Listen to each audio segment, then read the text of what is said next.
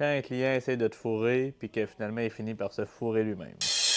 Cet été, il y a un client qui m'a écrit pour dire que son colis il était pas arrivé. Puis finalement, je me suis mis à fouiller ça. Puis je regarde, là, nouveau son tracking, pourtant, t'es commandé, commandé, mettons, ta journée, puis 2 jours plus tard, il était déjà arrivé. Fait que, bah, tu sais, moi, je regarde mes specs, je suis comme tabarouette, on a livré de façon super efficace. Fait que ça, c'est la bonne nouvelle. Mais finalement, elle commence à fouiller là-dedans, là, je regarde, finalement, c'était livré par UPS. Fait que là, trouve finalement au niveau du tracking toute l'information a été livrée. J'ai même le truc de géolocalisation, ça a l'air tout à bonne place. Signature de client, c'est drôlement le nom du client. Fait que là, je commence à trouver ça louche un peu, mais tu sais, à un moment donné, jusqu'à preuve du contraire, le client a raison, fait que je prends le temps de vérifier tout ça. Je contacte UPS, je regarde avec eux autres. Le fond, le répartiteur UPS réussit à parler au chauffeur parce que c'était comme, tu sais, ça venait juste d'arriver. Il se rappelait de cette expédition-là. Ça semblait ça être fait tout en bonne et due forme. Tout avait l'air sous contrôle de ce côté-là. Fait que, tu sais, encore une fois, ça commence à être de plus en plus louche. Que continue à creuser un peu là-dedans. Je pose des questions au client, là,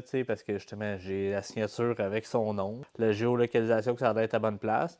Fait que, tu sais, pas de signature, juste comme mis sur le bord de la porte. Parfois, il peut y avoir des histoires de vol, tout ça. Fait que, tu sais, jusqu'à preuve du contraire, ben, ça se peut. Mais, tu sais, sinon, avec une signature, c'est assez dur à un moment donné de te le faire voler. Que, bref, continue à regarder tout ça. Là, à un moment donné, j'ouvre un claim quand même chez UPS. Là, à un moment donné, je peux pas dire que le client me bullshit. Là, fait que je vais comme, je vais faire les affaires en bonne et due forme. Je vais poser des questions. On va ouvrir une procédure de réclamation chez UPS pour voir ce qu'on peut faire avec ça. Pour finalement, tu sais, une semaine plus tard, le client, via la plateforme de vente, fait une demande de retour de produit. Fait que là, je suis comme, oh, OK, retour de produit, d'un produit qui n'est jamais arrivé, c'est un peu bizarre. Fait que là, je contacte le client. Je suis comme, tu sais, j'y dis pas de même, là, mais tu sais, comment tu peux faire le retour d'un produit imaginaire qui n'est jamais arrivé chez vous, là, tu sais. Fait que, tu sais, j'ai dit de façon plus polie, mais tu sais, c'est ce que ma phrase voulait dire. Pour finalement qu'ils me disent, j'ai commandé une mauvais hitch, c'est un attache-remorque qu'il avait commandé. Qui me dit qu'il a commandé le mauvais hitch. Je suis comme, OK, mais là, comment ça, vous l'avez en main finalement, puis vous ne nous avez pas recontacté? Là, il est comme, ah, ben, c'est parce que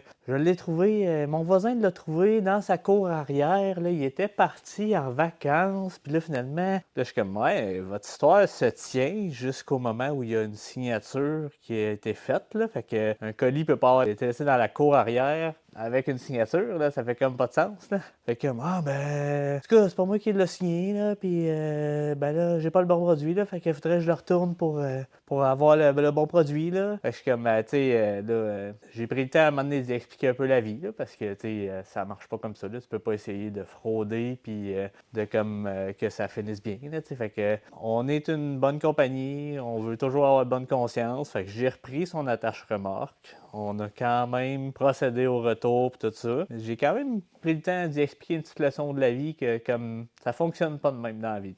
À un moment donné, on essaye de faire la belle business, on essaye de donner du bon service à la clientèle. Puis là, ben, tu sais, on veut pas être suspicieux de tous nos clients. Fait que, tu sais, c'est plate un peu dans la vie de tous les jours, juste dans la vie sociale, d'agir comme ça. Là. Fait que c'est pas correct. Là, on est une petite business qui essaye de rouler notre boss au travers de ça, puis de donner du bon service. Puis là, ben, tu as des clients comme ça qui viennent essayer de te voler, tu sais, sur les peu de marge qu'on réussit à faire au travers de tout ça. Là. Fait que, bref, c'est juste une petite histoire cocasse, là, mais tu sais, je peux juste pas croire, je peux juste pas concevoir qu'en 2024, t'es encore prêt à perdre ton nom pour comme 250$. Ça fait pitié.